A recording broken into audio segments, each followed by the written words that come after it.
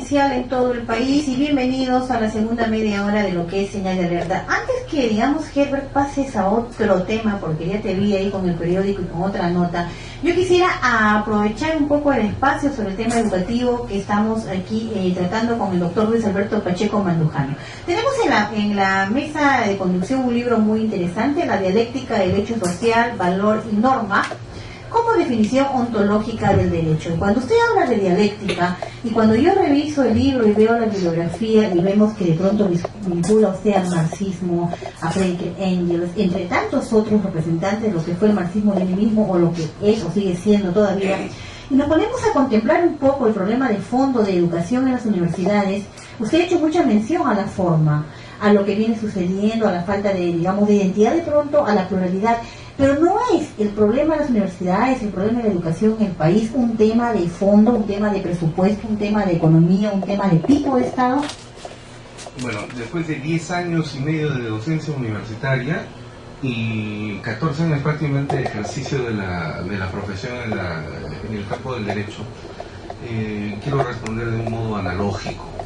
Yo pensé en un momento determinado que cuando se hablaba de reforma del Poder Judicial, el tema de fondo efectivamente era un problema de presupuesto, era un problema de infraestructura, era un problema de carácter material. Bueno, han venido las múltiples reformas del Poder Judicial en el gobierno de la dictadura de Kenya Fujimori, luego del gobierno de Toledo y así sucesivamente, e inclusive antes en el tiempo. Pero el Poder Judicial tiene mejores computadoras, ya no tiene sus viejas Remingtons, tiene mejores impresoras, tiene mayor personal, pero ¿y qué tipo de sentencias tenemos? Pero ¿y qué tipo de actividades jurisdiccionales tenemos? ¿Qué es lo que debemos cambiar? Entonces que el tema no pasa, y así como sucede en el Poder Judicial, sucede exactamente igual en la universidad. Es cierto que necesitamos, porque tenemos carencia de infraestructura, de recursos económicos, de recursos materiales, pero sobre todo creo yo que la médula esencial radica justa y precisamente en el sesgo que durante la época, sobre todo de la década de los 90, se empezó a dar a ciertos sectores educativos dentro de las universidades públicas y privadas del país, tachándolos políticamente por sus actividades de docencia, y que fueron expectorados de la universidad para dar paso a un sector tecnócrata que entiende a la sociedad ya no desde una perspectiva, no voy a decir científica, pero sí esencial y sustancial. Y cuando uno ve el panorama social de un modo tecnocrático, es como ver una computadora. Recuerde usted, Florcita, cuando Alberto Fujimori en Chile se autocalificó como presidente de un país. Él dijo la forma actual del ejercicio de la presidencia de un Estado moderno en el mundo es la de ser un gerente del Estado.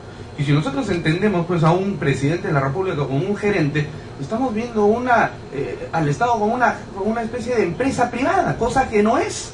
Esa no es la misión, esa no es la esencia, ese no es el espíritu del Estado. Y cuando entendemos a la universidad como un negocio, y aquí viene otro vector que en este momento traigo a colación, la generación a través del decreto legislativo 882 de la inversión privada en el sector educativo, es decir, la creación de universidades sociedad anónima. Ese es el caso de Alas Peruanas, ese es el caso de algunas otras universidades, y ya sabemos cuáles son los resultados. La apertura de filiales en distintos departamentos del país. Efectivamente, el lucro.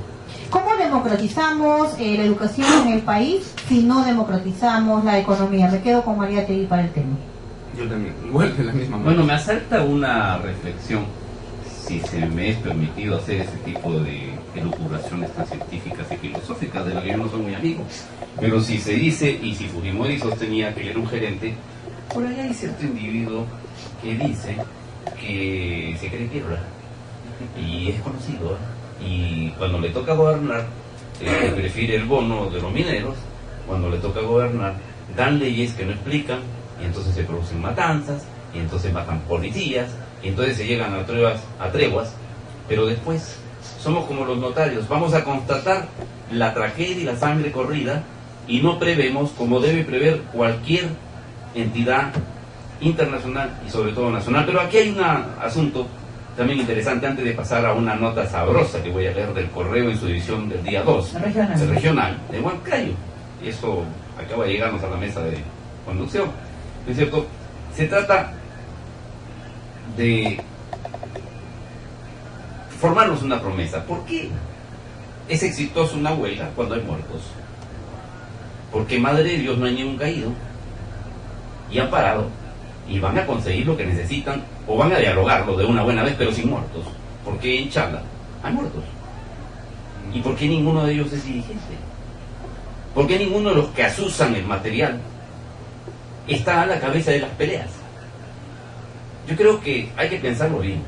Los dirigentes tienen el derecho de llevar a sus huestes a la pelea solo cuando van a ganar, o solo cuando van a conseguir, con el menor riesgo posible, las reivindicaciones. Si no tienen esa garantía, no deben hacerlo. Bueno, pero en todo caso yo me quedaría con la gran interrogante, y disculpa que discrepe yo contigo, ¿por qué es necesario llegar a esa fase, digamos, en la cual la población tenga que salir a las carreteras, tenga que infringir la ley de pronto, porque no encuentra otro mecanismo de cómo llamar la atención, justificado o injustificado, y por qué el APRA tiene que mostrar su parte reaccionaria, su parte represiva, su parte fascista, como dicen, y dejar de lado la parte demoliberal, si vamos a hablar del partido gobernante? Yo me quedo con eso. Yo hablo del gobierno, no hablé de partidos, pero que hay una cosa muy sabrosa. Perdón, si me permite, quería hacer una brevísima observación. Yo creo que en las condiciones actuales de desarrollo de nuestra sociedad, los métodos de lucha de las organizaciones sociales, de la sociedad civil, como le prefiramos llamar, deben también empezar a adecuarse progresivamente a los nuevos contextos históricos, ¿vale? Es decir, en otras épocas, por ejemplo, la huelga de hambre resultaba muy efectiva porque, bueno, se presionaba en una forma moral al empleador, al opresor, y bueno, se lograba obtener los resultados de la huelga, ¿no? Pero yo recuerdo que a partir de la década de los años 70, el señor Abimael Guzmán, por ejemplo, en un escrito que tiene y que publicó en la Universidad de Ayacucho, titulado Contra las ilusiones constitucionales, con la que le dice chao a la democracia y pasa a la clandestinidad en 1978, repudiando la convocatoria de elecciones a la constituyente, decía: nosotros no estamos con esos métodos lastimeros, por ejemplo, de la huelga de hambre. Nosotros pasamos y tomamos las armas. Bueno, probablemente en una época específica, ¿no? De los años 50, 60, fue un método y una práctica social. Pero el día de hoy, el ejercicio de las luchas que corresponden también al ejercicio de los derechos de los ciudadanos, deben adecuarse a los contextos también propios de nuestras características y del avance también del desarrollo de la sociedad. Vale decir, a ver, tomamos carreteras. Tenemos 5 o 6 muertos, tenemos 20 y tantos muertos en Bagua. Y como dice Herbert, o sea, así, por eso es que es exitoso entonces un paro. ¿Y dónde están los líderes que se supone que debieron haber estado al frente y que en todo caso, bueno, si se trata de recibir la bala, que sean ellos los primeros en recibir, porque son líderes justamente? Pero otros estudiosos señalaban, inclusive con respecto al caso, y decían, bueno, ¿y por qué la policía tiene que disparar con balas de, digamos, que hayan causado las muertes? ¿Por qué no lo han hecho de repente con balas de fogueo, con salva?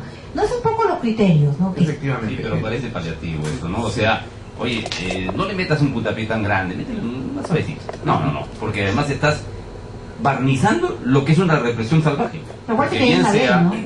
Hay una ley que penaliza y que además sanciona la toma de carretera, y dura. Porque, mira, Rufillo sí, que ahora funge de un gran conocedor del tema, pero bueno, son cuestión de opiniones, pero lo que sí es cierto es que este es el país del después.